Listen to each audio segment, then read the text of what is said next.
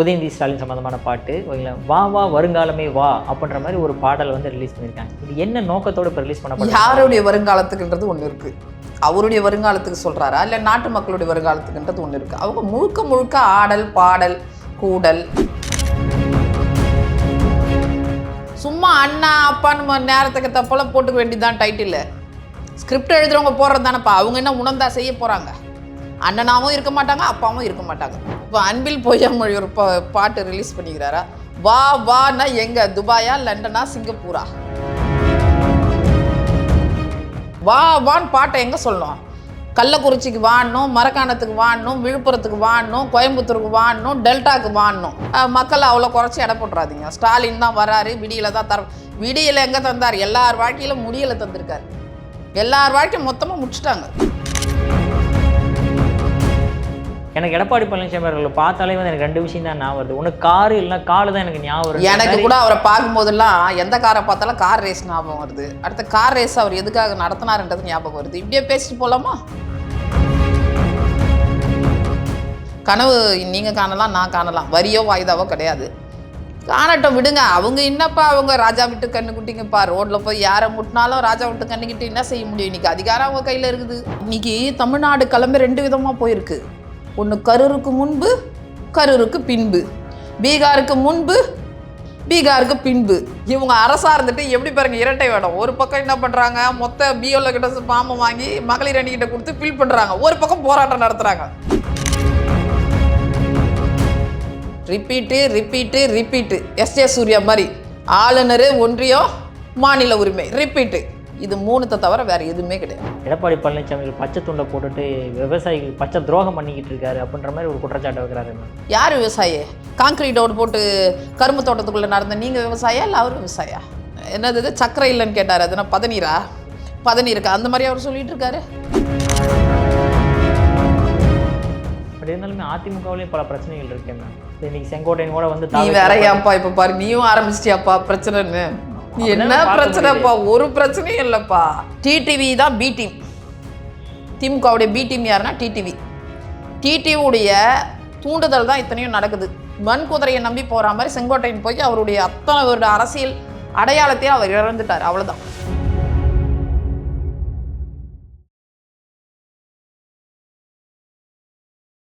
இளைய பாரத நேயர்களுக்கு வணக்கம். இன்றைக்கி நம்ம நேர்காணலில் நம்ம சிறப்பு விருந்தினர் அதிமுகவை சேர்ந்த செய்தி தொடர்பாளர் மற்றும் வழக்கறிஞரான சிவசங்கரி மேம் அவர்கள் தான். மேம் வணக்கம். வணக்கம் விக்ரம். மேம், இளைய பாரத நேயர்களுடைய முதல் நேர்கள் கொடுத்தது நன்றி மேம். மேம், இப்போ இன்றைக்கி திடீர்னு பார்த்தோம் அப்படின்னா ஒரு பாட்டு ரிலீஸ் பண்ணப்பட்டிருக்கு திமுக சைட்லேருந்து. அது அன்பில் மகேஷ் பொய்யாமொழி ரிலீஸ் பண்ணி வச்சிருக்காரு. உதயநிதி ஸ்டாலின் சம்மந்தமான பாட்டு ஓகேங்களா, வா வா வருங்காலமே வா அப்படின்ற மாதிரி ஒரு பாடல் வந்து ரிலீஸ் பண்ணியிருக்காங்க. இது என்ன நோக்கத்தோடு இப்போ ரிலீஸ் பண்ணப்பட்ட? யாருடைய வருங்காலத்துக்குன்றது ஒன்று இருக்குது. அவருடைய வருங்காலத்துக்கு சொல்கிறாரா இல்லை நாட்டு மக்களுடைய வருங்காலத்துக்குன்றது ஒன்று இருக்குது. அவங்க முழுக்க முழுக்க ஆடல் பாடல் கூடல், திரை கதை வசனம் நடிப்பு, இதை தாண்டி வேறு என்ன நீங்கள் எதிர்பார்க்க முடியும்? எப்பொழுதுமே அவங்களுக்கு வந்து எதை நம்பி இருப்பாங்கன்னா அந்த நடிப்பு தான். ஷூட்டிங், விளம்பரம், எதை எடுத்தாலும் அதில் ஒரு விளம்பரம். சத்தம் வீட்டில் போய் கூட என்ன பண்ணுவாங்க, அங்கே விளம்பரத்தை நடத்துனவங்க தான் இவங்க. எதிர்கட்சியாக இருக்கும்போதும் நடத்துகிறாங்க, ஆளுங்கட்சியாக போதும் நடத்துகிறாங்க. வேற என்ன வருங்காலம்? வருங்காலம்னா அவங்களுடைய வருங்காலத்துக்கு தான் எல்லாம் பண்ணிட்டு இருக்காங்க. வேற நாட்டு மக்களுக்காக அவங்க பண்ண போறாங்க? ஆனால் மேம், மழை காலங்களில் பார்த்தீங்கன்னா நைட்டும் பகலுமா வந்து ஃபுல் அண்ட் ஃபுல்லாக வேலை செஞ்சாரு. என்னங்க ஃபுல் அண்ட் ஃபுல்லாக வேலை செஞ்ச நீங்கள் வேறங்க? வட சென்னை நீங்கள் எல்லாமே தெரிஞ்சு பேசுறிய விக்ரம். நீயே எல்லாம் தெரிஞ்சு நீயே பேசலாமா? அவங்க முதல்ல வந்த உடனே என்ன மாதிரி வெள்ளம் வந்துச்சு, அந்த வெள்ளத்தில் வட சென்னையே முழுகி போச்சு. 800 மக்கள்லாம் எண்ணெய் கசிஞ்சு போய் கஷ்டப்பட்டாங்க. எந்த இடத்துலையுமே ஒரு கவுன்சிலர் கிடையாது, மினிஸ்டர் கிடையாது, யாரும் கிடையாது. ஒரு ஃபோட்டோ நான் சவால் விடுறவங்க ஊடகத்தின் மூலமாக, அந்த வெள்ளத்தின் போது முட்டிங்கால் வரைக்கும் தண்ணியோடு நின்ன ஒரு கவுன்சிலர் காட்டுங்க, ஒரு எம்எல்ஏவை காட்டுங்க. மந்திரி கூட அதுக்கப்புறம். உள்ளாட்சி மந்திரி எங்கே போனார்? மேயர் எங்கே போனாங்க? 4 நாள் ஒரு வாரம் மக்களை தவிக்க விட்டுட்டு மழை தண்ணி எல்லாம் வடிஞ்சு போன பிறகு கடைசி நாள் வந்து நின்று ஃபோட்டோ எடுத்து கொடுத்தவங்க அவங்க. ஸோ ஃபோட்டோ ஷூட் தான் அவங்களுக்கு. விளம்பரம் தான், நடிப்பு தான், எல்லாமே நடிப்பில் தான் போகுது. மக்களையும் நடித்து ஏதோ 505 வாக்குறுதியை கொடுத்து மொத்தமாக போட்டாச்சு.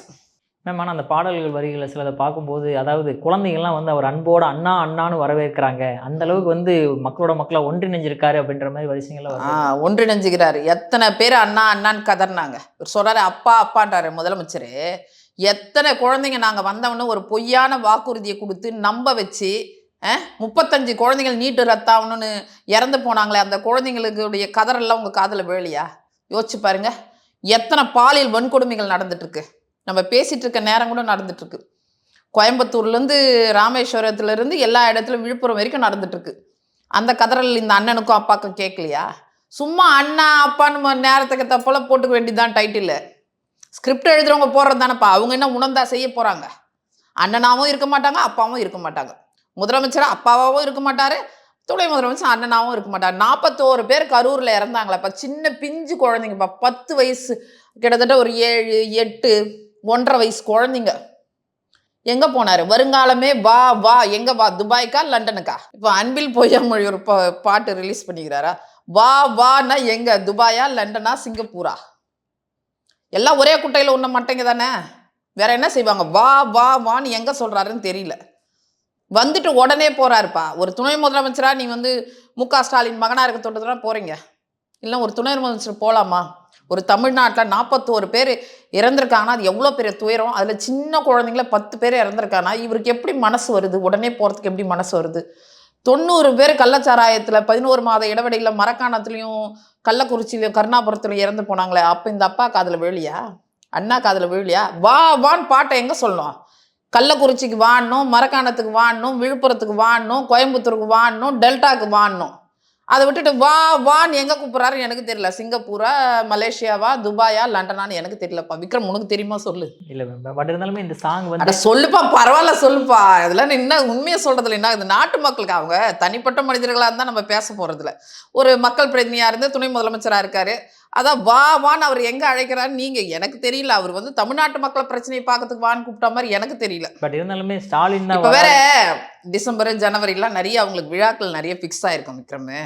அவங்க சாதாரணமாகவே விழாக்களில் இருக்கிறவங்க இன்னும் கிறிஸ்மஸ் விழா, புத்தாண்டு விழான்னு அன்பில் பொய்யாமொழி எங்கெங்கே ஃபிக்ஸ் பண்ணி வச்சுருக்காரோ அதுக்கு இன்றைக்கே முன்னோட்டமாக வா வா வான்றாரு. நான் வந்துடுறேன்னு இவர் ஒரு பாட்டை ரிலீஸ் பண்ணுவார். Okay ma'am. பட் இருந்தாலுமே அந்த ஸ்டாலின் தான் வராருன்ற அந்த சாங் மாஸ் ரீச் ஆகி அவர் ஒரு சிஎம்மாவே கொண்டு போய் உட்காரது ஒரு முக்கியமான கருவியாக இருந்தது. அதே மாதிரி இதுவும் இருக்கலாம்ல மேம்? அவர் எப்பொழுதுமே மக்களை நீங்கள் ரொம்ப குறைவாக எடை போட்டுறீங்க விக்ரம். என்ன நீங்கள் ஏமாற்றிட்டே இருக்க முடியுமா? சொல்லு பார்க்கலாம். ஒரு தடவை தான் ஏமாற்ற முடியும். மீண்டும் மீண்டும் 5 வருஷமாக ஏமாற்றிட்டீங்க. 505 வாக்குறுதியை கொடுத்து மக்கள் அவ்வளோ குறைச்சி எடை போட்டுறாதீங்க. ஸ்டாலின் தான் வராரு, விடியலை தான் விடியலை எங்கே தந்தார்? எல்லார் வாழ்க்கையிலும் முடியலை தந்திருக்கார். எல்லார் வாழ்க்கையும் மொத்தமாக முடிச்சுட்டாங்க. எல்லா கீழேருந்து மேலே வரைக்கும், தொழிலதிபர்கள்லேருந்து கீழே இருக்கிற தொழிலாளர்கள் வரைக்கும் எல்லார் வாழ்க்கையும் மொத்தமாக முடியல் பண்ணிட்டாங்க. ஸோ மக்களுக்கு தெரிஞ்சு போச்சு, ஸ்டாலின் தான் வராரு, விடியல் தரமாட்டார், முடியல் தந்துட்டாரு. இனிமேல் நம்ம விடியலை யாருக்கு தரணும்னு மக்கள் முடிவு பண்ணிட்டாங்க. பட் நீங்கள் உதயநிதி ஸ்டாலின் அவர்கள் இவ்வளோ கிரிட்டிசைஸ் பண்ணுறீங்க. நீங்கள் இவரெல்லாம் என்ன தகுதி இருக்கு? எப்பா நான் என்னப்பா கிரிட்டிசைஸ்? எப்பா அவர் தான் அறிவு திருவிழான்னு ஒன்று நடத்தி அதில் அறிவே இல்லாமல் பேசி அவரை வேற பாவம் துரைமுருகன் சார் வேற நம்பர் 2ல இருக்கிறவர ராஜராஜ சோழனின் மகன் ராஜேந்திர சோழன் வேற சொல்லி அதை நாட்டு மக்கள்லாம் பார்த்து எள்ளி நகையாடிட்டு இருக்காங்கப்பா. ராஜராஜ சோழனின் வரலாறு என்ன? அவருடைய மகன் ராஜேந்திர தென்னாசியா நாடுகளில் தந்தையை மிஞ்சிய தமையனா இருந்தவர். நீங்கள் இங்கே இருக்கிற கரூருக்கே உடனே நான் துபாய்க்கு வர்றேன், சிங்கப்பூருக்கு வர்றேன்னு ஓடிட்டு இருக்காரு. அவரை கொண்டு அது ராஜேந்திர சோழனோடு நிற்கிறாரு. தன்னுடைய மகனையே இழந்தாருப்பா ஒரு போரில். அவர் தந்தையுடைய கட்டளைக்கு ஏற்று ஒரு போரில் தன் மகனையே இழந்தார் அவர். அப்படிப்பட்டவரை கொண்டு நிர்வாகத்துக்கு பேர் பெற்றது. இன்னைக்கு அணைகள், கல்லணையிலேருந்து எத்தனை அணைகள், நம்மளுக்கு உயர்ந்த கோபுரம், ராஜராஜ சோழனுடைய அந்த பெருவுடையார் கோயில் உலகத்துக்கே எடுத்துக்காட்டாக இருக்குது. அப்படிப்பட்ட வரலாற்று சிறப்புமிக்க வீரர்களை, தமிழ்நாட்டின் அடையாளத்தை, உலகத்துக்கே அடையாளமாக இருக்கிற ராஜராஜ சோழனுடைய மகன் ராஜேந்திர சோழன்றாரு. அதுவும் துரைமுருகன் சொல்கிறது பாவம், எனக்கு அந்தோ பரிதாபம். அப்படி நல்லா இருந்த மனுஷன் ஏன் இப்படி சமீப காலமாக இப்படி ஆயிட்டாருன்னு எனக்கு தெரியல. பாவம். எல்லாம் அதிகாரத்தின் மீது இருக்கிற ஆசை, அந்த நிர்பந்தத்துக்கு இந்த திமுக கொண்டு வந்து விட்டுச்சுன்னு தான் நான் பரிதாபப்படுறேன். ஓகே. பட் இருந்தாலுமே அந்த நீங்கள் சொன்ன மாதிரி உதயநிதி ஸ்டாலின் அவர்கள் பேசும்போது எனக்கு எடப்பாடி பழனிசாமி அவர்களை பார்த்தாலே எனக்கு 2 விஷயம் தான் ஞாபகம் வருது. ஒன்று காரு, இல்லைன்னா காலு தான் எனக்கு ஞாபகம் வருது. எனக்கு கூட அவரை பார்க்கும்போதெல்லாம் எந்த காரை பார்த்தாலும் கார் ரேஸ் ஞாபகம் வருது. அடுத்த கார் ரேஸ் அவர் எதுக்காக நடத்தினாருன்றது ஞாபகம் வருது. இப்படியே பேசிட்டு போகலாமா? பின்னாடியே பின்னோக்கி போனோம்னா இன்னும் கதைகள் பெருசு பெருசாக இருக்கும்பா. ஆனால் சமகாலத்தில் நான் சொல்ல வரேன், சமகாலத்தில் எத்தனையோ விமர்சனம் நாங்கள் வச்சுட்டு போகலாம். ஒரு முன்னாள் முதலமைச்சர், உங்கள் தந்தை வகித்த பதவி, அவர் இன்றைக்கி தான் முதலமைச்சர். அதில் எங்களோட தலைவர் முன்னாள் முதல்வர், அதுலேயே அவர் சீனியர். அப்போது எங்களுடைய தலைவருடைய பதவியை முதலமைச்சர் பதவியை கொச்சைப்படுத்துறீங்கன்னா உங்களோட தந்தையுடைய பதவியை கொச்சைப்படுத்துறீங்க. என்னம்மா எப்போ பாரு ஷூட்டிங்னா அவர் ஒன்றும் இல்லைப்பா, அவர் ஷூட்டிங் ஃபீலிங்லேயே இருக்கார், அதே மூடில் இருக்கார், அதே மூடில் தான் சொல்கிறாரு. அதனால தான் சொல்கிறாரு செல்வத்து பெருந்தகை ஆப்சண்ட்டு, உதயநிதி அப்செட்டு. இதெல்லாம் எழுதி வச்சுட்டு வர்றது ஸ்கிரிப்ட். முதல்ல இவர் லேட்டாக வரப்போறாருன்னு தெரியும். யார்? செல்வ பெருந்தகை. முதல்ல செய்தி சொல்லிடுவாங்க, உடனே ஸ்கிரிப்டை எழுதி பின்னாடி ஒருத்தர் கொடுப்பாரு, உடனே இதை படிப்பார். நீங்கள் பேச வேண்டிய விஷயங்கள் எத்தனையோ இருக்குது நாட்டு மக்களுக்கு. முன்னாடியாவது கட்சி ரீதியாக இளைஞரணி தலைவர்னு கூட ஏதோ நீங்கள் பேசிகிட்டு இருக்கலாம். துணை முதலமைச்சர்னா பேச வேண்டிய ஆக்கப்பூர்வமான விஷயங்கள் இருக்கும்போது நீங்கள் ஒரு முன்னாள் முதலமைச்சர், அவருடைய வயசு கூட, உங்களுடைய வயசும் அவருடைய அனுபவம் அதிகம், உங்களுடைய வயசை விட அவருடைய அனுபவம் அதிகம். அப்போ அவரை பற்றி நீங்கள் பேசுகிறீங்களே, மக்கள் என்ன நினைப்பாங்க? இந்த தமிழ்நாட்டு மக்கள் அவரோட மக்கள் பிரதிநிதியாக தேர்ந்தெடுத்து ஒரு தமிழ்நாட்டின் முதலமைச்சராக 4 வருஷம் 2 மாதம் எண்ணற்ற திட்டங்களை கொடுத்த அவரை நீங்கள் கொச்சைப்படுத்துறீங்கன்னா, இந்த மக்களை கொச்சைப்படுத்துறீங்க, அரசியலமைப்பு சட்டத்தை கொச்சைப்படுத்துறீங்க, முதலமைச்சர் பதவியை கொச்சைப்படுத்துறீங்கன்னு தான் சொல்லணும். ஆனால் ஒன்றுப்பா, நான் ஏதோ ஒன்று அதிமுக செய்தி தொடர்பான்னு சொல்ல, மக்கள் அப்படியே வெகுண்டெழுந்து போயிருக்காங்க, எப்படா எலெக்ஷன் வரும்னு காத்துட்ருக்காங்க. ஆனால் 200 சீட்டு வாங்கிடுவோன்ற ஒரு நம்பிக்கை இல்லை மேம் எல்லாருமே சொல்கிறாங்க. கனவுலையா? பகல் கனவு யார் வேணாலும் காணலாம்ப்பா. இன்னும் வரியாக போட போகிறாங்க. மத்திய அரசு வரி போட போதும், மாநில அரசு வரி போட. கனவு காண்றதுக்கு கனவு நீங்கள் காணலாம், நான் காணலாம், வரியோ வாய்தாவோ கிடையாது. காணட்டும், விடுங்க. அவங்க என்னப்பா, அவங்க ராஜா விட்டு கண்ணு குட்டிங்கப்பா. ரோட்டில் போய் யாரை முட்டினாலும் ராஜா விட்டு கண்ணுக்கிட்டு என்ன செய்ய முடியும்? இன்றைக்கி அதிகாரம் அவங்க கையில் இருக்குது. அவங்க என்ன ஒன்றாலும் பேசுவாங்க. அவங்க கவர்மெண்ட்டுன்னு அவங்க நினச்சிட்டு இருக்காங்க, அவங்க மேடன்னு அவங்க நினச்சிட்டு இருக்காங்க. எதை ஒன்றாலும் பேசுவாங்க, யார் மேலேனாலும் வழக்கு போடுவாங்க. இன்றைக்கி நீதிமன்றம் தான் நமக்கு துணையாக இருக்குது, மக்கள் மன்றம் துணையாக இருக்குது. எப்போ? எலெக்ஷன் நேரத்தில். ஓகே, பட் ஆனால் நீங்கள் உதயநிதி ஸ்டாலின் அவர்கள் குறைச்சி மதிப்பீடுன்னு நினைக்கிறீங்க மேம்? ஏன்னா அடுத்த வருஷம் எலெக்ஷனில் அவருக்கும் எடப்பாடி பழனிசாமி அவர்கள் தான் போட்டியாக இருக்க போறன்ற மாதிரி குறைச்சி மதிப்பீடு பண்ணுறேன்னு சொன்னீங்களே, குறைச்சிலாம் இல்லை, நான் மதிப்பீடே பண்ணலப்பா. நீ என்னப்பா குறைச்சிலாம் மதிப்பீடு பண்றேன்? நான் ஒன்றும் மதிப்பீடே செய்யறேன். நான் மதிப்பீடு செய்யற இடத்துல அவர் இல்லைன்னு நான் நினைச்சிட்டு இருக்கேன்ப்பா. நானு மதிப்பீடு செய்யற இடத்துல அவர் என்ன இருக்காரு? அடுத்த வருஷம் சிஎம் கேண்டிடேட். எப்ப நீ நான் அவர் முதலமைச்சர் மு.க. ஸ்டாலினோட மகன் என்ற டிக்கெட்டை வாங்கிட்டு நீங்க உள்ள வந்துட்டு விஐபி டிக்கெட்ல உட்காந்துட்டு இருந்தா நான் மதிப்பீடு பண்ணிடுவேனா? என்னங்க நீங்க மதிப்பீடுனா எப்படி பண்ண முடியும்? நானு மதிப்பீடு பண்றதுக்கு என்ன இவர் பெரிய தியாகியா? 2019 எலெக்ஷன்ல இறங்கி வேலை செஞ்சிருக்காரு. பார்லிமெண்ட் எலெக்ஷன்ல 2024 இறங்கி வேலை செஞ்சிருக்காரு. எந்த இடத்துல இறங்கின்னு நான் கேட்டுட்டேன் ஏற்கனவே. மக்கள் நீங்க துணை முதலமைச்சரா இருக்கும் போதே இறங்கி கரூர்ல ஒரு நிமிஷம் உட்கார முடியல, ஐநா சபையில வர்ற மாதிரி பேட்டி கொடுத்துட்டு ஓடுறீங்க. அப்புறம் இறங்கி எங்க வேலை செய்யறது? எப்ப நான் கியூல நின்று வாங்கணும்னு நினைக்கிறேன் என்னுடைய டிக்கெட்டை. நீங்கள் தான் கலைஞருடைய பேரன் ஸ்டாலினுடைய மகன் டிக்கெட்டை ஈஸியாக வாங்கிட்டு போய் விஐபி சீட்டில் உட்காந்துறீங்களா? விஐபி சீட்டாக மாதிரி அது முன்னாடி போய் இளைஞரணி பதவி, எம்எல்ஏ, துணை முதலமைச்சர் எல்லாம் கிடைக்குது. இப்போ விக்ரமுக்கு கிடைக்குமா? எனக்கு கிடைக்குமா? நம்மளாம் சாமானியர்கள். அப்புறம் நான் எப்படி மதிப்பீடு பண்ண முடியும்? நான் மதிப்பீடு யாரை பண்ணுவேன்? ஒரு சாமானியர் இந்த இடத்துக்கு வந்தால் நான் பண்ணுவேன். எங்களை போல் புரட்சி தலைவரும் புரட்சி தலைவி அம்மா எடப்பாடியார் பார்த்து பட்டியலின மக்களுக்கும் தலித் மக்களுக்கும் என்ன பண்ணாங்க? சபாநாயகர் பதவி, எம்எல்ஏ பதவி, மந்திரி பதவி, இருக்கிற அத்தனை பதவிகளும் கொடுத்து அழகு பார்த்தாங்க. அதை நான் மதிப்பீடு பண்ணுவேன். இதை எப்படி நான் மதிப்பீடு? நீ குறைச்சின்ட்டீங்க பாரு, அதில் தான் எனக்கு வருத்தம் விக்ரம். வன்மையாக நான் கண்டிக்கிறேன். நான் இன்னும் மதிப்பீடே செய்யலப்பா, அதுக்கு நான் கன்சிடரே பண்ணலப்பா. மேம் ஆனால் அதிமுக அத்தனை பேருமே ஏற்றுக்கிட்டாங்க. அவங்க தான் முதல் போர்க்கொடி தூக்கணும். அவங்களே எல்லாருமே ஏற்றுக்கிட்டு இவர் தான் நம்ம ஏற்றுக்கிட்டவங்கலாம் யாரு? அன்பில் பொய்யாமொழி யாரு? வாரிசு. அதற்கடுத்து கீதா ஜீவன் யாரு? வாரிசு. எழிலன் யாரு? வாரிசு. எழிலரசன் யாரு? வாரிசு. தமிழ்ச்சி தங்கப்பாண்டியன் யாரு? வாரிசு. பிரியா யாரு? வாரிசு. பூங்கோதை யாரு? வாரிசு. கனிமொழி யாரு? வாரிசு. தயாநிதி மாறன் யாரு? வாரிசு. கலாநிதி வீராசாமி யாரு? வாரிசு. எல்லாரும் வாரிசு. திருத்தணிலேருந்து கன்னியாகுமரி வரைக்கும் நாங்கள் வாரிசு வச்சுருப்போம். அப்போ வாரிசுக்கு தானே கூட்டத்தோடு தானே சேரும். அதை ஏற்றுக்கிட்டா தானே, இல்லை நம்ம பதவி தப்பாத, நான் அந்த கொள்கையை ஏற்றுக்கிட்டா தானே என் பதவி தப்போம். இப்போ நான் உதயநிதி ஸ்டாலினை ஏற்றுக்கிட்டா தானே இப்போ ஏன் நானும் வாரிசு அடிப்படையில் வந்திருக்கேன். துரைமுருகன் பையன் கதிரானந்து திருத்தணிலேருந்து கன்னியாகுமரி வரைக்கும் வாரிசு பட்டியல் நீண்டுட்டு போகுது. அப்போ அவங்க ஏற்றுப்பாங்க. அது அவங்களே பகிரங்கமாக சொல்கிறாங்கப்பா. ஆமாம், இது குடும்ப கட்சி தான், அதனால தான் நாங்கள் குடும்பத்துக்கே கொடுத்து வச்சுருக்கோன்றாங்க.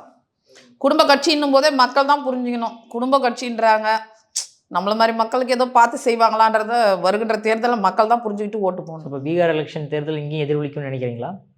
எப்பா இன்னைக்கு தமிழ்நாடு கிளம்பி 2 விதமாக போயிருக்கு. ஒன்று கரூருக்கு முன்பு, கரூருக்கு பின்பு. பீகாருக்கு முன்பு, பீகாருக்கு பின்பு. பீகார் கரூர் மேட்சிங்கே பாருங்க, பிரிச்சுட்டாங்க. பீகார் இந்த கரூர் இன்சிடெண்ட்ல நிஜமாக மிகப்பெரிய மாற்றத்தை, களத்தை வேற மாதிரி மாற்றிருக்குப்பா. ஒரு அரசு குற்றவாளி யாருன்னா இருக்கட்டும், இன்றைக்கி மேற்பார்வை உச்சநீதிமன்றம் போட்டிருக்காங்க, மானிட்டரிங் கமிட்டி, அவங்க முடிவு பண்ணட்டும், தப்பு யார் மேலே. ஆனால் அடிப்படையில் அரசுக்கு கடமை இருக்கா இல்லையா? என்னதான் நீங்கள் திமுகவுக்கு ஆதரவாக கூட பேசுகிறவங்க பேசட்டுப்பா, 1000 காரணங்கள் இருக்கட்டும். நான் கூட அதிமுக ஆதரவாக பேசுகிறேன், நியாயத்தை கூட பேசலை. சக மனிதன் ஒரு கூட்டத்துக்கு வந்திருக்கான், எந்த நம்பிக்கையோடு வெளியே வராங்க? காவல் பாதுகாப்பு கொடுக்கும் காவல்துறை அனுமதியோடு வாங்கியிருக்காங்க. நம்ம பார்க்கலான்னு போகும்போது சின்னஞ்சிறு குழந்தைகள் பெண்கள்லாம் போகும்போது பாதுகாப்பு கொடுக்காம தவற விட்டுட்டு கூட்டம், அவ்வளோ கூட்டம் 3 to 10ன்னு அவங்க அனுமதி வாங்கியிருக்காங்க. அனுமதினா 3 to 10 அஃபிஷியலாக வாங்கினது. அவங்க வெப்சைட்டில் யார் ஒன்றா போடுவான் கூட்டத்தை சேர்க்கணும்னு அவங்க கட்சிக்காரன், அதையெல்லாம் நம்பிட்டு இருப்பீங்களா? நீங்களே சொல்கிறீங்க ஸ்டேட்மெண்ட்டு, காலையிலேருந்தே கூட்டம் வர ஆரம்பிச்சிச்சுன்னு. அப்போ உளவுத்துறை என்ன பண்ணுது? ஏற்கனவே ட்ராக் ஹிஸ்ட்ரி இருக்குது. அப்போ என்ன நினச்சிங்க? இது நடக்கணும்னு எதிர்பார்த்தீங்களா? ஒரு விஷயம், 2 விஷயத்தில் ஒரு விஷயம் உண்மையாக இருக்கணும். ஒன்று நீங்கள் கடமையை தவறுனதாக இருக்கணும், இல்லை இது மாதிரி ஒரு விஷயம் நடக்கணும்னு எதிர்பார்த்தணும். இது தவிர்த்து இந்த 2த்தில் ஏதாவது ஒன்று தானே இப்போ உண்மையாக இருக்கு. நீங்கள் சொல்லுங்கள். அந்த இடத்துல இது மாதிரி ஒரு கூட்டம் நெருக்கடி உருவாக போகுது, தொடர்ந்து கூட்டங்களை அதிகமாகிட்டே வருதுன்னும் போது அதை கட்டுப்படுத்த வேண்டிய அவசியம் யாருக்கு இருக்குது? காவல்துறைக்கு இருக்குது, அங்கே இருக்க டிஸ்ட்ரிக்ட் கலெக்டருக்கு இருக்குது, மாவட்ட நிர்வாகத்துக்கு இருக்கா இல்லையா? அப்படியே மொத்தமாக விட்டுட்டீங்க. மூடப்படாத கால்வாய்கள் அதில் மட்டுமே கிட்டத்தட்ட 20 பேர் எடுத்தாங்க. இதெல்லாம் யாருடைய தவறு? சரி, விஜய் அவர்கள் வந்ததுனால அந்த காவால விழுந்தாங்கன்னு சொல்கிறீங்க. விஜய் வராதுக்கு முன்னாடி வேறு யாராவது ஒருத்தர் வயதானவர்களோ குழந்தைகளோ பெண்களோ விழுந்திருந்தா அப்போ அது யாருடைய தவறு? அங்கே எத்தனை சம்பவங்கள் நடந்திருக்கு தெரியுமா? அது முகாந்திரம் இருக்குன்றதுனால தான் உச்சநீதிமன்றம் சிறப்பு குழு அமைச்சிருக்கு. இதிலே அதை தான் சொல்கிறோம். அடிப்படையில் 41 உயிர் போகிறதுக்கு நிர்வாகம் காரணம், காவல்துறை காரணம், அதுக்கடுத்து யார் காரணன்றதை நீதிமன்றம் முடியும். அதனால இந்த தாக்கம் ஒட்டுமொத்த அவங்க நினச்சது அப்படியே பேக் ஃபயர் ஆகிடுச்சு. தன்னுடைய மகனுக்கோ உதயநிதிக்கோ யாரும் வரக்கூடாது எதிராக, அதில் அவங்க தெளிவாக இருக்காங்க. அதனால தான் உடனே பட்டாபிஷேகம். துணை அமைச்சர் ஸ்டாலின் அவர்களாவது ஒரு நீண்ட காத்திருப்பு, தந்தை இறந்த பிறகு தான் அந்த பதவிக்கு வரார். இவர் ஒன்றுமே இல்லாமல் ஒரே நாளில் நடக்குத மேஜிக்லாம். அப்போ உங்களுக்கு எதிராக யாரும் வரக்கூடாது. ஜனநாயகத்தில் யார் ஒன்றாலும் என்ன ஒன்றாலும் தொடங்கிறதுக்கு உங்களுக்கு எனக்கு உரிமை இருக்குது. வரட்டும், மக்களை சந்திக்கிட்டோம். அதுக்கு ஒரு அரசாக என்ன செய்யணுமோ செய்யுங்க. இப்படியா இருப்பீங்க? ஸோ இந்த இன்சிடென்ட் பிறகு அது அப்படியே பேக் ஃபயர் ஆகி திமுக மீது ரொம்ப கோபம் வந்துருச்சு மக்களுக்கு. 2வது கரூர் பீகார் எலெக்ஷனில் இவங்க எப்படின்னா, முதலமைச்சர் தொகுதியிலே 9133 ஓட்டு இருக்குது. அதில் 5000 பேர் இறந்து போனவங்கள நீக்காமல் இருக்குது. ஆர்கே நகரில் ஒரு 45,000, டி நகரில் ஒரு 15,000. இந்த இறந்து போனவங்களாம் ஒரே வீட்டில், அதுவும் முதலமைச்சர் தொகுதியில் ஒரே இடத்துல 157, 187, 47 இந்த இடங்கள்லாம் பார்த்தீங்கன்னா 60 பேர், 68 பேர், தாம்பரத்தில் 350 பேர் கூட இருக்கிறாங்களாம் ஒரே வீட்டில். ஸோ இவங்க ஏன் எஸ்ஐஆருக்கு எதிர்க்கிறாங்கன்னா, செத்தவெல்லாம் உயிரோடு வரணும். எலெக்ஷன் நேரத்தில் செத்தவெல்லாம் உயிரோடு இவங்களுக்கு ஓட்டு போடணும், டபுள் என்ட்ரி இருக்கணும், முகவரி மாற்றம் நடக்கக்கூடாது. இதெல்லாம் நீக்கிட்டா எங்களுக்கும் அவங்களுக்குமே 20 தொகுதியில் 500-1000 ஓட்டு வித்தியாசம் தான் வந்துச்சு. ஏன் டி நகரில் 150, உங்களுடைய டி நகர் தொகுதியில் 150 தான். அதனால் பயம் பதட்டம் வந்துருச்சு. கரூர் இன்சிடெண்ட் 1, பீகார் இன்சிடெண்ட் 1 உள்ளுக்குள்ளே உதறி போயிருக்குது. ஆனால் அதெல்லாம் மறைக்கணும்னா அவங்கள மாதிரி ஒரு ஜாலியாக இருக்கிறவங்கள நீங்கள் பார்க்கவே முடியாதுப்பா. கரெக்ட் தான் மேம். நீங்கள் சொன்ன மாதிரி இப்போ அதிமுக எதிர்கட்சியே கரெக்டாக செயல்படுதுன்னு நினைக்கிறீங்களா? ஏன்னா இப்போ இங்கே போராட்டம் பண்ணுறவங்க யாராக இருக்கணும்? ஆளுங்கட்சி எதிர்த்து எதிர்கட்சி போராட்டம் பண்ணணும். ஆனால் பார்த்தீங்க அப்படின்னா எஸ்ஐஆர் எதிர்த்து திமுக போராட்டம் பண்ணுறாங்க, மெட்ரோ திட்டத்துக்கு எதிர்த்து போராட்டம் பண்ணிக்கிட்டு இருக்காங்க. இப்போ ஏதோ நெல் கொள்முதல்ல 22% ஈரப்பதம் இல்லைன்றதுக்காக மேடி போராட்டம் பண்ணிக்கிட்டு இருக்காங்க. நீங்கள் பண்ண வேண்டிய விஷயங்கள்லாம் அவங்க பண்ணி சரி விட்டு மரிசிக்கலாம் ஆகஸ்ட்லேயே கொடுத்துறாங்க. நான் தான் சொல்றேன், அவங்க இன்னுமே எதிர்கட்சி மனநிலையில் இருக்கிறாங்கப்பா. ஓட்டு வாங்கிடுறாங்க. அவங்க ஆளுங்கட்சியா இருக்கிறேன்ற எண்ணம் இருந்தா எஸ்ஐஆருக்கு ஒத்துழைப்பு நம்மளாம் கொடுக்கணும். அரசு அலுவலகர் தான் போகிறாங்க, எலெக்ஷன் கமிஷன் கொண்டு வந்திருக்குன்னா இவங்க அரசா இருந்துட்டு எப்படி பாருங்க இரட்டை வேடம். ஒரு பக்கம் என்ன பண்றாங்க, மொத்த பிஎல்ஓ கிட்ட ஃபார்ம் வாங்கி மகளிர் அணி கிட்ட கொடுத்து ஃபில் பண்றாங்க. ஒரு பக்கம் போராட்டம் நடத்துறாங்க. ஒரு பக்கம் என்ன பண்ணுவாங்க, ராஜ்நாத் சிங்கை வர வச்சு நாணயத்தை வெளியிடுவாங்க. ஒரு பக்கம் என்ன பண்ணுவாங்க, மத்திய அரசு மத்திய அரசுன்னுவாங்க. ஸோ அவங்கள பொறுத்த வரைக்கும் ரிப்பீட்டு எஸ்ஜே சூர்யா மாதிரி ஆளுநர், ஒன்றியம், மாநில உரிமை ரிப்பீட்டு. இது 3 தவிர வேற எதுவுமே கிடையாது. ஸோ முழுக்க முழுக்க நாடகம் தான். அது எந்த நாடகம் பவர் போயிடும்ப்பா, பவர் போயிடும்ல எல்லாத்துக்குமே. திரும்ப திரும்ப ஏமாற்ற முடியாது. மக்கள் தெளிவாக இருக்காங்க. ஏன்னா நான் ஒரு சாமானியன் வச்சுங்க, நான் ஒரு சாமானியன். எனக்கு என்ன தேவை? நான் வெளியே போனால் எனக்கு எந்த பிரச்சனையும் இருக்கக்கூடாது, சட்ட ஒழுங்கு இருக்கணும், பாதுகாப்பு இருக்கணும். நான் வீட்டுக்கு வந்தால் என் வீட்டில் குழாவை திறந்தா தண்ணி வரணும், சாக்கடை அடைக்கக்கூடாது, மழை நேரத்தில் மழைநீர் வடிகாலில் தண்ணி போகணும், வரி சுமை இருக்கக்கூடாது, விலைவாசி கட்டுப்பாட்டுக்குள்ளே இருக்கணும். இதை தாண்டி வேறு என்ன எதிர்பார்க்க போகிறோம்? இது எல்லாமே இன்றைக்கி இருக்கா? சொல்லுங்கள் விக்ரம், இருக்கா? நான் எங்கள் ஆட்சியில் குறைஞ்சது ஏப்ரல் மேல 12,000 தான் கட்டுவேன்.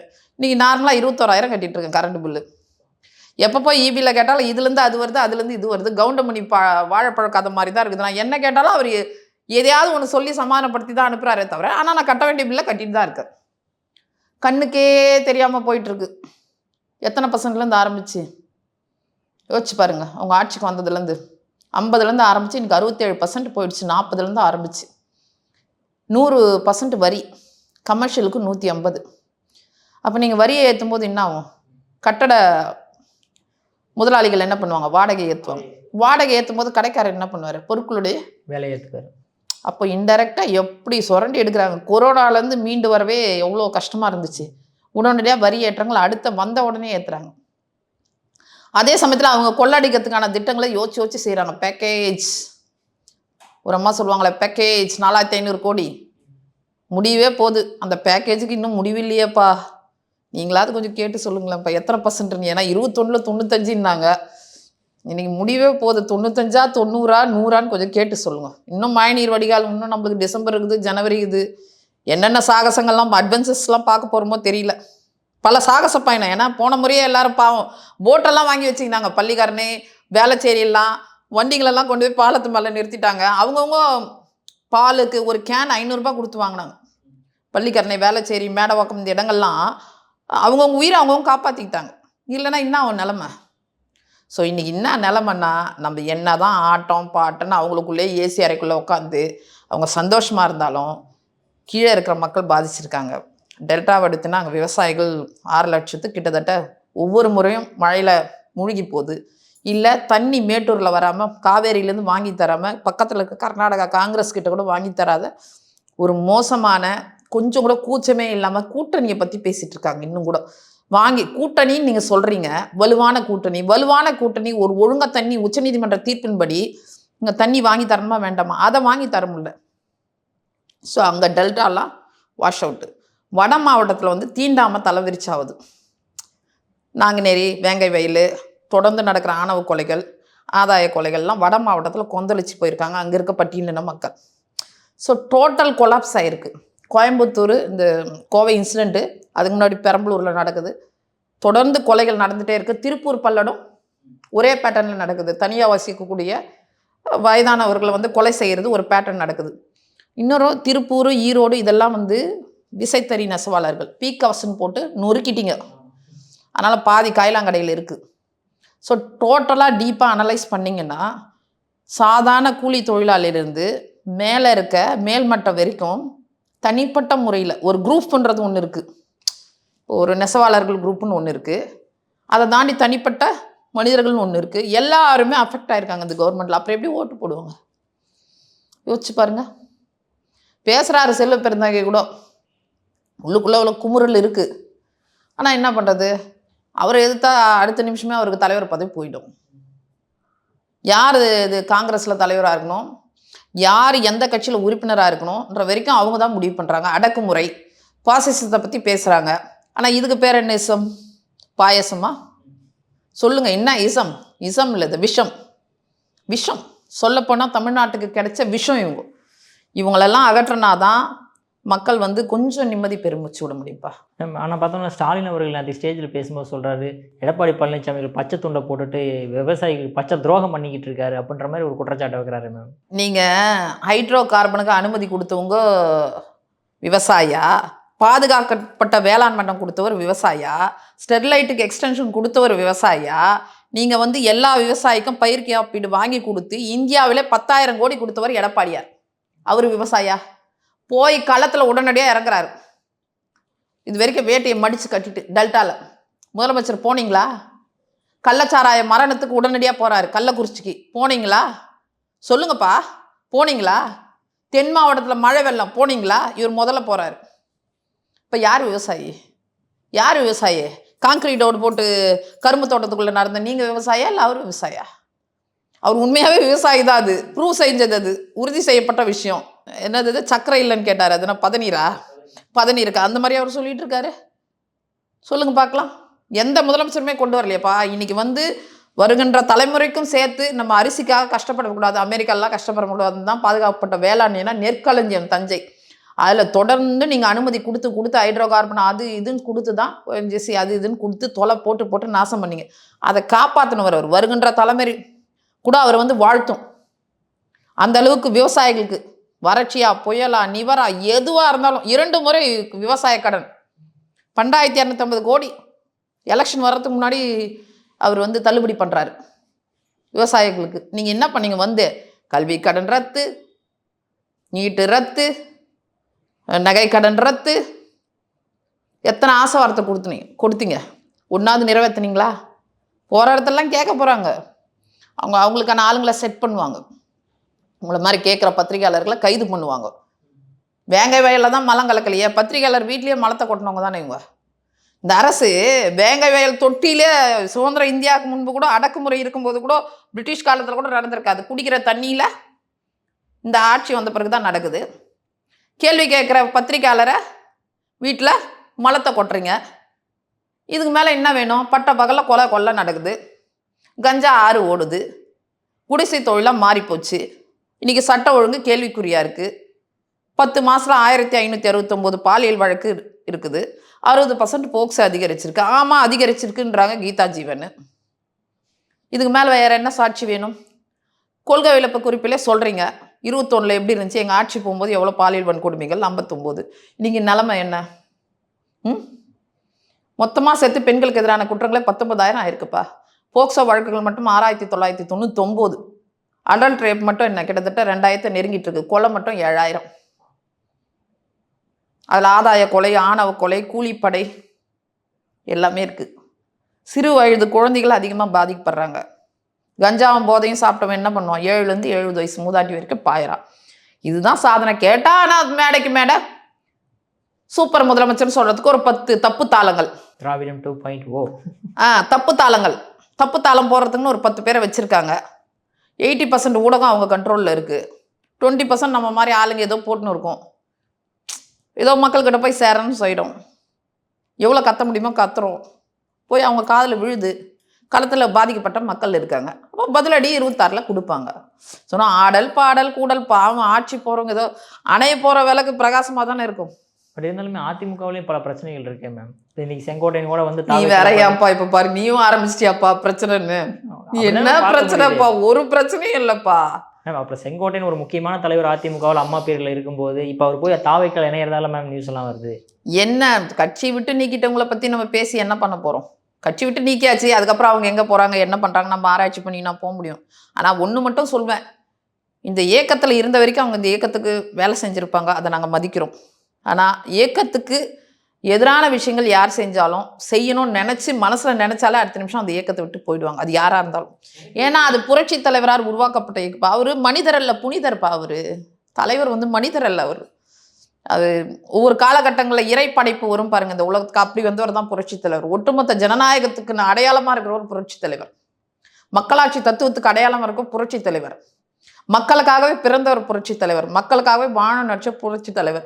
அவர் இறந்த பிறகும் இன்னுமே 37 வருடங்கள் கடந்த பிறகும் அவருக்கு மூளைக்கு ஃபோட்டோ வச்சு இன்றைக்கும் மாலை போட்டுட்ருக்காங்க. அந்த மாதிரி எந்த தலைவனுக்கு உலகத்தில் செஞ்சாங்க சொல்லுங்கள்? 1 வருஷம் 2 வருஷத்தில் மறந்து போயிடுவாங்க. கலைஞருக்கு அவங்க கட்சி செஞ்சிட்ருக்கு. வெகுஜன மக்கள் செய்கிறாங்களா? இன்னுமே அவர் வீட்டில் தெய்வமாக படம் போட்டு வச்சுருக்காங்க. அப்போது அவரால் உருவாக்கப்பட்ட இயக்கணுமோ அதுக்கான ஒரு சக்தி இருக்குது. அதை கட்டி காத்தவங்க அம்மா. மக்கள் செல்வாக்கு அம்மாவுக்கு இருக்குன்னு தெரிஞ்ச உடனே அவருடைய துணைவியார் ஜானகி அம்மா மக்களோட தீர்ப்பை ஏற்றுக்கிட்டு கொண்டு வந்து அம்மா கிட்ட ஒப்படைச்சாங்க. இன்னைக்கு எவ்வளோ கடுமையான சூழ்நிலை இதே செங்கோட்டையன் அவர்களுக்கு தெரியும். எத்தனை நம்பிக்கை இல்லாத அப்போ அவர் கல்வித்துறையில் இருந்தார், அமைச்சராக தானே இருந்தீங்க. அதிகாரத்தை ருசிச்சிங்கல்ல. இதே எடப்பாடியார் எவ்வளோ கஷ்டத்தை ஃபேஸ் பண்ணார், உங்களுக்குலாம் தெரியாதா? நீங்கள் மூத்தவர்ன்றீங்க, மூத்தவர் தானே எல்லாருக்குமே வழிகாட்டியாக இருக்கணும். பிரச்சனைகள் இருந்தால் கூட அது சரி பண்ணக்கூடிய வந்து யார்? மூத்தவர்கள் தான் எல்லாருக்கும் வழிகாட்டியாக இருக்கணும். நம்பிக்கைக்கு ஒரு தீர்மானம், நம்பிக்கை இல்லா தீர்மானம், 18 பேரை வந்து தூண்டி விடுறாரு. யார்? தினகரன். எல்லாமே அவர் கூட இருந்து பார்த்தவர் தானே. அதிகாரம் இருக்கிற வரைக்கும் சுவச்சிங்க. அதிகாரம் போன பிறகு உங்களுக்கும் தனிப்பட்ட ஆசைகள் வந்துருமா? யாருக்கும் தனிப்பட்ட ஆசைகள் இருந்தால் கட்சியில் இருக்க முடியாது. மேம் எல்லாத்துடைய ஆசை என்ன அப்படின்னா எல்லாரும் ஒன்றிணும். டிடிவி, ஓபிஎஸ், சசி எல்லாருன்னா யார்? எல்லாருன்னா ஒரு 10,000 பேர் 20,000 பேரா? 1 2 3. டிடிவி வந்து அம்மாவால் நீக்கப்பட்டவர். அம்மா உயிரோடு இருக்கிற வரைக்கும் அவர் எங்கே இருந்தாருன்னு தெரியாது. அவரே வந்து உச்சநீதிமன்றத்தில் போய் எனக்கு குக்கர் வேணும், இனிமேல் நான் ரெட்டாலையை கிளைம் பண்ண மாட்டேன்னு அஃபிடவிட் கொடுத்துட்டு தான் அதை வாங்கிட்டு வந்தார். அவருக்குன்னு அம்மா மக்கள் கட்சி இருக்குது, அது அவர் வேற கட்சி. நாட்டில் எத்தனையோ கட்சி இருக்குது, அது மாதிரி அவர் கட்சி. அப்புறம் என்ன ஒன்றிணைணும்? சசிகலா அவர்கள் அம்மா இருக்கிற வரைக்கும் ஒரு உறுப்பினர் கூட கிடையாது, எந்த பெரிய பதவியிலும் கிடையாது. நான் இன்னொரு விஷயம், அவங்க சிறைக்கு போகிறதுக்கு முன்னாடியே அம்மா கிட்ட நான் எந்த அரசியலுக்கு வரமாட்டேன் லெட்டர் எழுதி கொடுத்தாங்க. சிறையிலேருந்து வந்தோம் நான் ஒதுங்கிறேன்னு சொல்லிட்டாங்க. இப்போ இதில் எதை உண்மை நீங்கள் எடுத்துப்பீங்க? இப்போ இதெல்லாம் இவங்களாம் ஒன்றிணைன்னா என்ன? ஓபிஎஸ் கட்சி அலுவலகத்தை உடைச்சாரு, கட்சிக்கு துரோகம் பண்ணார். இன்றைக்கும் நான் சொல்கிறேன், டிடிவி தான் பி டீம். திமுகவுடைய பி டீம் யாருன்னா டிடிவி. டிடிவியுடைய தூண்டுதல் தான் இத்தனையும் நடக்குது. மண் குதிரையை நம்பி போகிற மாதிரி செங்கோட்டையன் போய் அவருடைய அத்தனை வருட அரசியல் அடையாளத்தையும் அவர் இழந்துட்டார். அவ்வளோதான். இத்தனை வருட அரசியல் அடையாளத்தை மொத்தமாக இழந்துட்டார். எனக்கு ரெட்டலன்னு சொல்லிக்கிறது பெருமை. நான் புரட்சி தலைவருடைய தொண்டர்னு சொல்கிறது எனக்கு பெருமை. அம்மாவுடைய தொண்டர்னு சொல்கிறது எனக்கு பெருமை. எடப்பாடியாருடைய தொண்டன்னு சொல்கிறது எனக்கு பெருமை. அதிமுக தொண்டன்னு சொல்கிறது எனக்கு பெருமை. அதை இழந்த உடனே என்ன பெருமை கிடைக்கும்? எத்தனை முறை சட்டமன்ற உறுப்பினராக இருந்திருப்பீங்க, எத்தனை முறை அமைச்சராக இருந்திருப்பீங்க. இந்த அடையாளத்தெல்லாம் யார் கொடுத்தது? இந்த இயக்கம் தானே கொடுத்துச்சு. அம்மா அப்பா கூட உயிர் கொடுப்பாங்க. நான் இதெல்லாம் யார் கொடுக்க முடியும்? கண்ணுக்கு தெரியாத இறைவனை கூட நம்ம காரணம் காட்டலாம். அப்போ இதை கொடுக்குறவங்க யார்? நமக்கு நம்ம கண் முன்னாடி இருக்க தலைவர்கள் தான் நமக்கு தெய்வங்கள். அதுக்கு துரோகம் நினைக்கலாமா? துரோகம் நினைக்கணும்னு நினைக்கும் போதே அவங்க ஃபெயிலியர் ஆயிடுறாங்க. ஸோ கட்சி விட்டு நீங்கிறவங்க எங்கே போகிறாங்க எங்கே வராங்கன்னு ஆராய்ச்சி பண்ணல. நீங்கள் சொன்னீங்க பாரு, அனைவரும்னு. யாரும் அனைவரும் இல்லைன்றதுக்கு விளக்கத்தை நான் சொல்லிட்டேன். தனிப்பட்ட 1 2 அந்த 1 2 ஆசைகளுக்கு கட்சி கண்டிப்பாக செயல்படாது. தொண்டர்களோட விருப்பத்துக்கு தான் செயல்படும். அது ஏற்கனவே தொண்டர்கள் முடிவு பண்ணிட்டாங்க. எடப்பாடியார் தான் ஒற்றை மனிதர் தான் இந்த கட்சியினுடைய தலைவர், எதிர்கால முதலமைச்சர் முடிவு பண்ணிட்டோம். 26 ஜெயிப்போம். கண்டிப்பாக அந்த தமிழ்நாட்டு மக்களுக்கு திமுக கிட்ட இருந்து விடுதலை கொடுப்போம். Okay ma'am. பட் ஆனால் இப்போ தாவேக தலைவர் விஜய் அவர்கள் எங்கே போய் பேசினாலுமே வந்து டிவிகே வெர்சஸ் டிஎம்கேன்னு தான் சொல்கிறாரு. அதிமுக ஒரு கட்சியாவை பொருட்படுத்த மாட்டேன்றாரு. அப்படி அந்த மாதிரி நம்ம தப்பாக நினைக்கக்கூடாது. ஏன் சீமான் இருக்கும்போது சீமான் அதான் சொன்னார், அன்புமணியும் மாற்ற முன்னேற்றம்னாரு. விசிகா ஏன்னா எனக்கு அந்த தகுதி இல்லையான்னு கேட்குறாரு. எந்த ஒரு கட்சிக்குமே அவங்கள முன்னிறுத்தி கொண்டு போனால் தான் அவங்கள நம்பி வர தொண்டர்கள் அவங்கள வந்து ஃபாலோ பண்ணுவாங்க. அப்படின்னும் போது இன்றைக்கி ஆளுங்கட்சி திமுக அதுக்கிட்ட தானே குறைகள் இருக்குது. ஏன்னா மக்கள் பொறுப்பை அவங்ககிட்ட ஒப்படைச்சிருக்காங்களே. இப்போ எதிரி ஒன்றா தானே இருக்க முடியும். 10 எதிரி வச்சுட்டு போருக்கு போக முடியாது. ஒரு எதிரி ஒன்றா இருக்கணும். பேரரசர்கள் கூட சிற்றரசர்களோடு சேர்ந்து தான் அந்த எதிரியை வீழ்த்தினாங்க. ஸோ அப்போ இப்போ இன்றைக்கி ஒட்டுமொத்த மக்கள் யாரால் பாதிக்கப்படுறாங்க? அதிகாரத்தில் இருக்க திமுகனால. அப்போ அதை எதிர்த்து தான் அவங்க பேசுவாங்க. அப்படி பேசும்போது தான் மக்கள் அவங்கள நம்புவாங்க, தொண்டர்கள் நம்புவாங்க. ஸோ அவர் கன்சிடர் கொள்ளன்றதில்ல. அவர் கன்சிடர் பண்ணாலும் பண்ணாட்டாலும் பிரதான எதிர்கட்சி அதிமுக தான். 2 முறை 10 வருடம் ஆண்ட கட்சியும் அதிமுக தான். 32 வருடம் ஆண்ட கட்சியும் அதிகமாக தமிழ்நாட்டை ஆண்ட கட்சியும் அதிமுக தான். 50 வருடம் பொன்விழா கண்டம் அதிமுக தான். அது அவர் சொல்லி தான் நாட்டு மக்களுக்கு தெரியணும்னு இல்லை. எங்கள் ஆட்சியில் என்னென்ன திட்டங்களை கொண்டு வந்தோம், தமிழ்நாடை தலைநிமிர வச்சோம். மாநில உரிமையாக 69% இடஒதுக்கீடு, பெண்களுக்கு உள்ளாட்சியில் 50%, விளையாட்டு தமிழ் வழி படித்தவங்களுக்கு 20%, 7.5% எடுத்துங்க. யார் கொண்டு வந்தாங்க இந்தியாவில்? ஒரு சாமானியர் எடப்பாடியார். இன்றைக்கி ஏழை எளிய மக்கள் கல்வி, அதாவது மருத்துவ கல்வி எட்டாக்கனியாக இருந்துச்சு. இன்றைக்கி சலவை தொழிலாளி மகள் வந்து கூலி தொழிலாளி மகள் வரைக்கும் படிக்கிறாங்கன்னா அது எடப்பாடியார் படைச்ச சாதனை. வருகின்ற தலைமுறைக்கும் சேர்த்து இத்தனையும் படைச்சிருக்கோம். எங்களுக்கு என்ன அடையாளம் வேணும்? எத்தனையோ திட்டங்கள், எத்தனையோ பாலங்கள், தடுப்பணைகள், இடஒதுக்கீடு, பட்டியல மக்களுக்கான முக்கியத்துவங்கள், பிரதித்துவம், விவசாயிகளுக்கு, இப்படி பெண்களுக்கு, இப்படி பார்த்து பார்த்து நலத்திட்டங்கள் செஞ்ச ஒரு இயக்கம்னா அதிமுக. அது விஜய் அவர்கள் சொல்லணுன்னே அவசியம் கிடையாது, அது நாட்டு மக்களுக்கே தெரியும். Okay ma'am. மேம் அற்புதமாக விளக்கம் கொடுத்தீங்க மேம். உங்கள் பொன்னான நேரத்தை இளைய பாரதம் ரொம்ப ரொம்ப நன்றி விக்ரம், நன்றி.